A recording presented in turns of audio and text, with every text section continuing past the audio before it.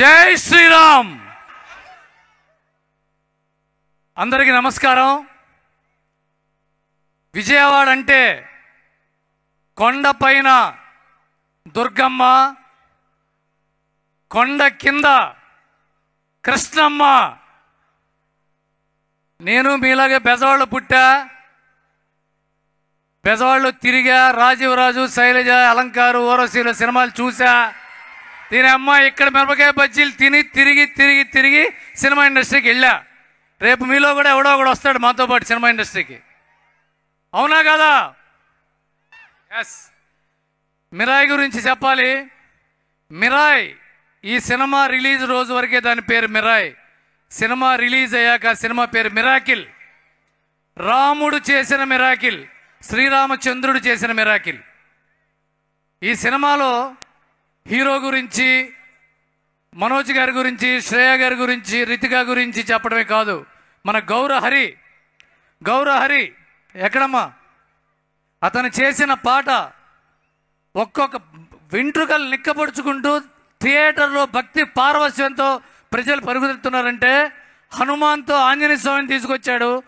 మిరాయితో సాక్షాత్ ఆ శ్రీరామచంద్రమూర్తిని థియేటర్లోకి తీసుకొచ్చాడు. అలాగే మన డైరెక్టర్ కార్తిక్ ఘట్టమనేని చూడ్డానికి చిన్నపిల్లవాళ్ళగా, చిన్న కుర్రాళ్ళ ఉంటాడు. Is my brother, is a wonderful kid. ఇతనికి తెలియంది లేదు, కానీ తెలిసినట్టు ఒక్కసారి కూడా కనిపించడు. అదే ఇతనిలోని శక్తి. ఇతనే కెమెరామెన్, ఇతనే రైటర్, ఇతనే డైరెక్టర్, ఇతనే ఈ కథకి, ఈ సినిమాకి సృష్టికర్త.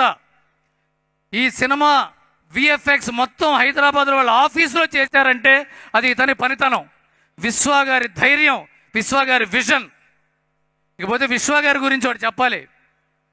చిరంజీవి గారు రాననుకున్నారా, రాలేననుకున్నారా అన్నట్టుగా, తిరిగి లేవననుకున్నారా, లేవలేననుకున్నారా అన్నట్టుగా లేచి ఇన్ని సినిమాల తర్వాత బ్లాక్ బస్టర్తో నిలబడిన విశ్వప్రసాద్ గారు మనకి అందరికీ ఆదర్శం.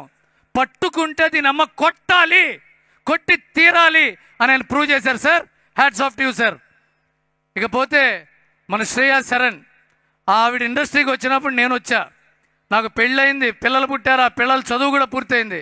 ఆవిడ మాత్రం ఇంకా అలాగే ఉంది, అలాగే చేస్తూనే ఉంది. ఇంకా ఆవిడ గురించి ఏం చెప్పాలి? చెప్తే మనకి ఇంకా వయసు అయిపోతుంది అనుకుంటారు. ఇకపోతే రితిక నాయక్ లాంటి ప్యూర్ సోల్ ఉన్న ఫేస్ చాలా సంవత్సరాల తర్వాత తెలుగు ఇండస్ట్రీకి వచ్చింది. అంత బ్యూటిఫుల్ సోల్ఫుల్ ఫేస్.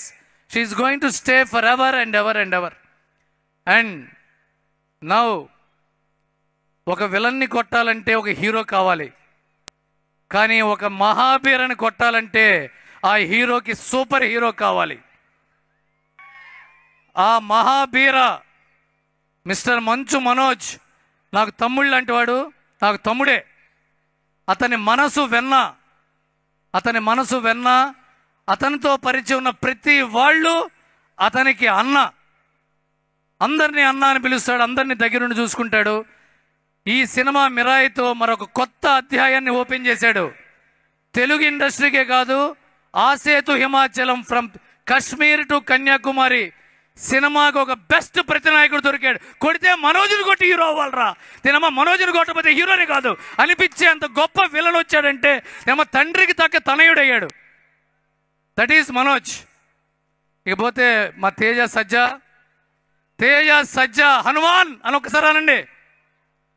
హనుమాన్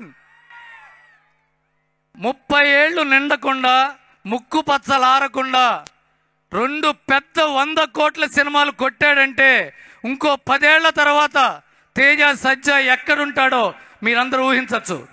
అతనికి సిగరెట్ అలవాటు లేదు, తాగుడు అలవాటు లేదు, గర్ల్ ఫ్రెండ్స్ లేరు. ఉన్నదొక్కటే వ్యసనం, మిమ్మల్ని అందరినీ ఎంటర్టైన్ చేయడం. Teja Sajja is going to stay for a very very long time at the top and he is going to inspire a lot more kids. And before I complete this speech, Vishwaprasad గారు, ఇంత పెద్ద hit మీకు తేజ సజ్జా ఇచ్చాడు. ఆయనకి మీరు ఏ gift ఇస్తున్నారో stage మీద announce చేయబోతున్నారు. మీరు నేను దాంట్లో నాకు కొంచెం లంచం ఉంది కాబట్టి. ఇక్కడికి వచ్చిన అనిల్ సుంకర్ గారికి నమస్తే సార్, శశి గారికి నమస్తే సార్, ఇక్కడికి వచ్చిన దుర్గేష్ గారు, అలాగే రఘురామ కృష్ణరాజు గారు, పట్టాభి గారు, మా పార్లమెంట్ సభ్యుడు కేసినేని